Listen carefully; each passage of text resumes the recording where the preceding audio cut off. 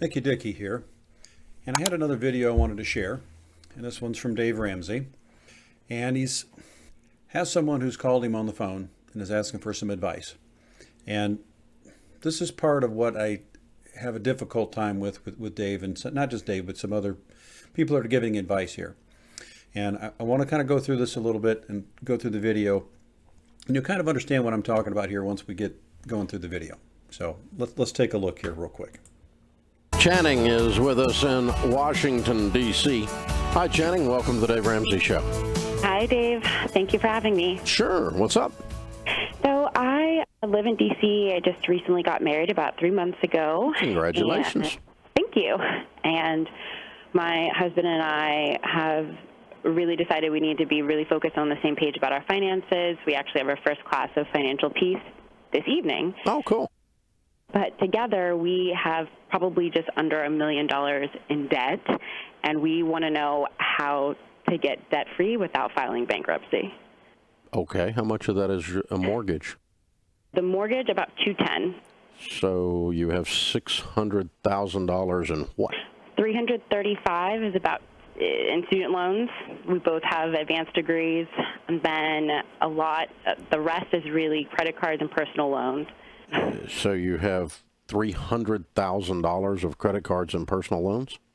We have about $335,000 in student loans and about $136,000 in credit cards, $44,000 personal loans, and $35,000 car loans.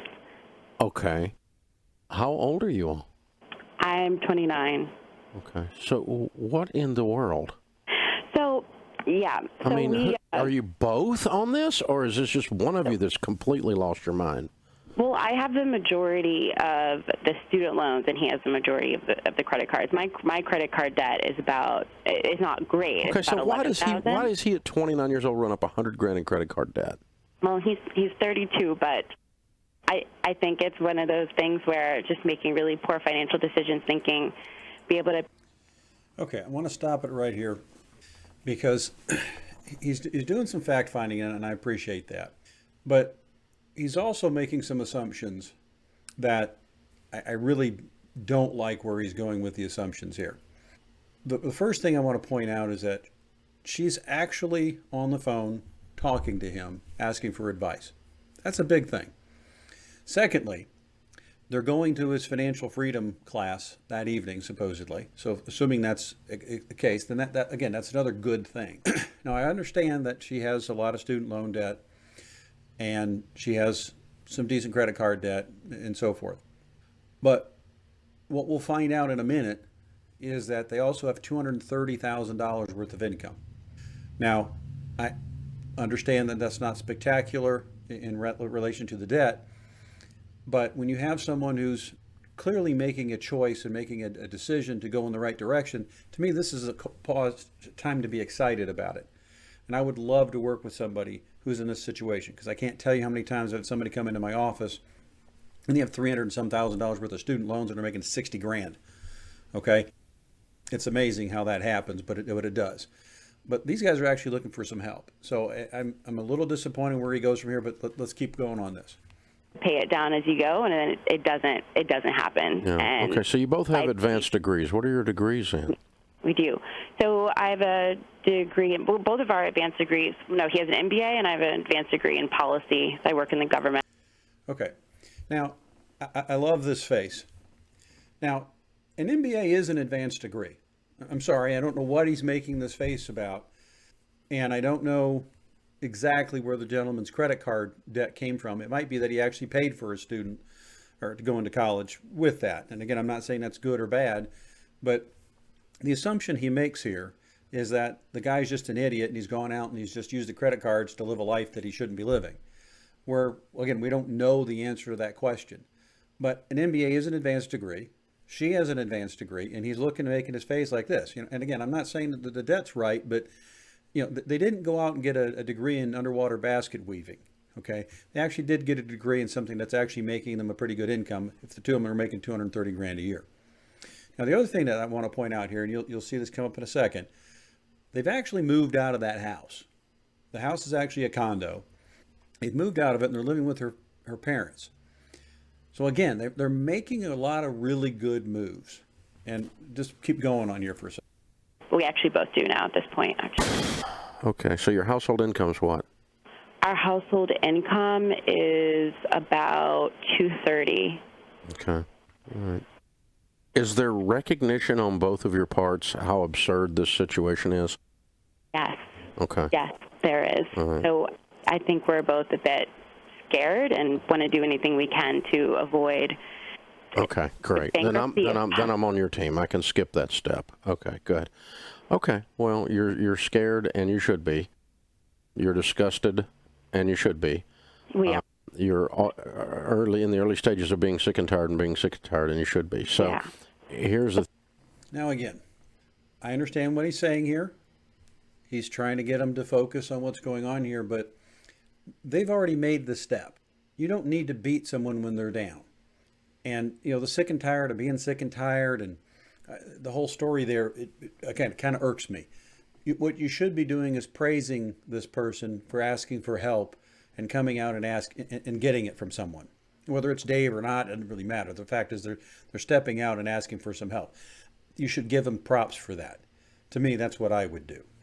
The thing, you guys have been living at across the board, from your education choices to your car purchases to your whatever, you've been living at about 10x where you're going to get to live for the next 3 years. Okay. Yep, that's true. So I'm getting ready to destroy your life as you know it, because your lifestyle is considerably above your extremely good income and has been for a period of time. And so you've got. Now, this is another one of those that I look at and I don't quite understand where he's coming from here, because he's making an assumption. And sometimes we have a tendency to do this as advisors and just in general. She's only 29 years old. So it's not like she's been making, her and her husband have been making $230,000 for the last 10 years. We don't know when they started making this. It might have been last month. It might have been, 6 months ago. We don't know. And he says he's going to destroy their life. Okay, great. Destroy what? They're already living at home. And I know you haven't seen it yet on the video, but they'll talk about it here in a minute. They're already living at home. She's got her condo rented out to try to save money so they could get married and do what they're going to do. So again, I know he doesn't know that they've done that mode yet, but that's kind of my point. He's making decisions and he's making assumptions without knowing all the facts. And again, that kind of bothers me here. Gotten used to spending like you're in Congress. Right. This is going to be very emotional for y'all. Again, sorry to break in on this again, but he's talking to them as though, again, they've been doing this for decades and that they've been living high on the hog. Now, again, maybe he was with the credit cards. I don't know. But her debt is all in student loans. I'm guessing she wasn't living high on the hog with her student loans getting her degrees. Again, that's just my opinion. I could be wrong here, but I'm not seeing that in what they're doing here. They only have like 20 grand on their car. And again, it doesn't seem like they've kind of gone out of their way on here. Maybe my guess is the student loans is probably for, at least paying for the majority of his college. And again, I'm not saying that's the right, wrong, or indifferent, but it's, again, I don't see it as though they've just kind of abused the system here. And you're going to have to look at it through that lens and through a spiritual lens, or you're not going to make it. You're going to have to not care what anyone thinks, including each other, because you're not going to spend any money on anything ever for the next 3 years. Like you've been let's pretend you're making $210, and I know you just got married, but let's pretend you've been doing this as a couple as you went along. You've been making $210, spending $310. I'm getting ready to put you on $30. Okay. You're not going to see the inside of a restaurant unless it's your extra job or your way. Now, again, I think we're going way overboard here. Now, I'm not saying they shouldn't go out. They shouldn't go out to restaurants. I'm not saying they shouldn't put all their money in. I get it. But as you're going to find out here, they've already moved back home. They're going to have $170,000 worth of income set up here that they can pay towards debt. Now, what he's going to tell them in a minute is to sell their house, which is the exact right thing to do. There's $90,000 worth of equity. You pay off the car, you pay off the personal loans, you got another 10 grand to put on the credit cards. Now you got 120,000 in credit cards, you got 170,000 coming in. In 1 year, you can have all that paid off. And all you're down to is the student loans. So he's painting a picture that, again, with people with income and who've already made the right moves, I don't think it's as bad as it is. Now, there's one part on here I really irks me when it comes to what he doesn't talk about. Again, you have a 29-year-old and a 32-year-old. The first thing they should be doing at work is setting up their 401k plans and getting whatever match they can get. Now, if it's 6%, fine, you put 6% in there. If it's 2%, it's 3%, whatever the heck the match is, you have them do it. That should be the first thing we talk to these clients about set, because you got to set up for the retirement too. They've got the income to do it all. You just got to put them on a good plan and a good budget. We need to also set down some other goals. What are their other goals? If we're not going to want to buy a house, okay, fine. We need to set up a budget to pay for that. And yeah, we need to set up a set aside for some emergency funds. I get it. But we're not, I would be excited about these folks. I would make these folks actually look towards their future going, you've got this. This can be a very positive thing. They're going to learn from this, and you can turn this thing around. You can show them how to build some car loan funds. Not car loans, excuse me, that's the wrong word. Savings accounts to buy a car that they need. I mean, again, they're going to have the car loan paid off, so that car is only going to last for so long. So you got to get them to plan ahead. You can actually set them up with some buckets to put their money into so that this will never happen again. They've got the income for it, and they can have the stuff paid off. And yeah, it might take 2 or 3 years, but you can have them set up in a financial plan that will show them that in 3 years, they're going to have money in their 401ks. They're going to have a financial plan for the future. They've got it all set up. And he doesn't do that here. And it bothers me. Waiting on some of the people you work with during the day. Okay. This is how humbling this is going to be. Quite. It's going to crush a lot of crap in your soul that caused you to do this. So the bad news is it's going to be really rough. The good news is it's going to be great for you guys relationally, spiritually, and financially. But you're not going to make the financial unless you make the relational and the spiritual move, because I know you guys because I was you guys. This is exactly what I did. It's exactly what I did in my 20s. I bought and purchased a lifestyle that was 5 to 10x what I had. Yeah. And it was all because of crap. Now, again, I don't see where they've actually bought this lifestyle. She has a condo that she owes $210,000 on. That's not an excessive home. They owe 20 grand. None of this is older. The only thing I see that they did wrong, and again, this is a bigger problem that I see in the marketplace, is the student loan debt. And to me, that's a bigger problem with the student loans and the way our colleges are set up. It's not necessarily them. So again, this is not that client that's living high on the hog and has gone out and gone crazy, to me. Now, again, maybe I'm wrong, and maybe the credit card debt is a different world. I don't think that it is. It doesn't look like it from what I'm seeing. Crap inside of me that caused me to do that. Right. And all of that has to be destroyed to fix it. Absolutely. Is this making any sense, or is this too brutal? No, it's making a lot of sense, and it's brutal. I'm warning you what's coming, okay? This is not a math problem. The math problem is the symptom. The problem is what's going on inside of you guys. So the great news is you're very smart people. And if you will apply that intellect to solving this problem as if it were a policy problem or a business problem, you can solve the problem. But the lens by which the problem will be solved is through spiritual contentment. Godliness with contentment is a great part. Okay. You're going to reach the point you don't care what other people think. Where we put a pot of money with them, and then they negotiate on your behalf. So we're not even paying on the bulk $124,000 of the credit cards right now. Yeah, you're going to probably have to pull out of that. I don't know how quickly, but the problem with those. Now, he's exactly right here. He's telling her to get away from the debt consolidation people, and they don't normally do a very good job. What she needs to do is what I just said a minute ago. You sell the condo, you take the $90,000, you pay off the car, you pay off the family debt, and then you take the payments from the car and any of the family debt that you've been paying on, and you put them towards the credit cards. You take the lowest one at a time. If you've got one that's $250, it's got a $25 payment, you pay that off. And then you take that $25 payment and you put that into the payments. And you keep paying off the lowest credit cards as quickly as you possibly can. Now, he's going to tell her to do that, and that's exactly what should be done here. But again, I wouldn't look at this as a negative thing. With the income that they've got, it can be done relatively quickly. But this is why she's calling, and she's asking for help.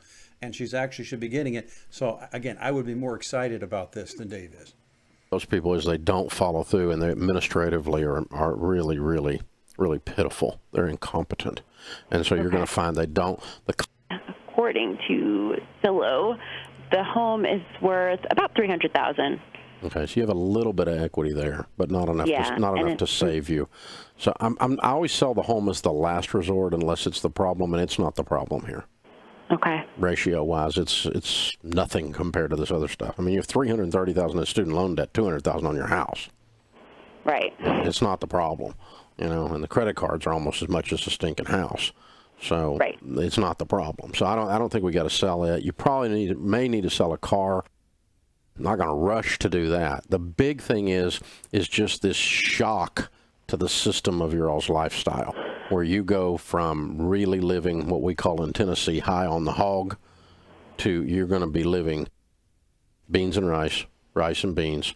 Your friends are going to think you've lost your mind, and your mother's going to think you need counseling. Yeah, and we live with my parents now. After we got married, they offered us to stay with them to help us, with transitioning to new life, which has definitely been helpful. Renting out the who's condo. living in your house? So I put my condo up for rent when I got engaged because I knew I wanted to save money for the wedding before we got married. So I had a renter in there the last year, actually looking for another renter. Her lease ends in a month. Oh, well, just sell it then. I thought you lived in it. Okay, so, and again, the last thing he says here is just sell it then. But again, here's my point. Here at the end, he has an opportunity to actually talk to, and get in with this client. She's already made this move. She's living at home. He's talking about becoming humbling. There's really nothing more humbling, in my opinion, as far as being a 29-year-old adult than moving back in with my parents, with my husband that we've been married for 3 months. I mean, talk about humbling. I mean, clearly they're willing to do what needs to be done here. I think you should be backing them up. I think you should be talking to them and supporting them and saying, hey, we've got this, you've got this. We can put a plan together that's going to set this up for you. Show them how to get the proper life insurance, how to get the proper 401ks, the proper budgeting, the tools. Set them up. Teach them to fish. You don't beat them up, especially when they're down. Dickey out.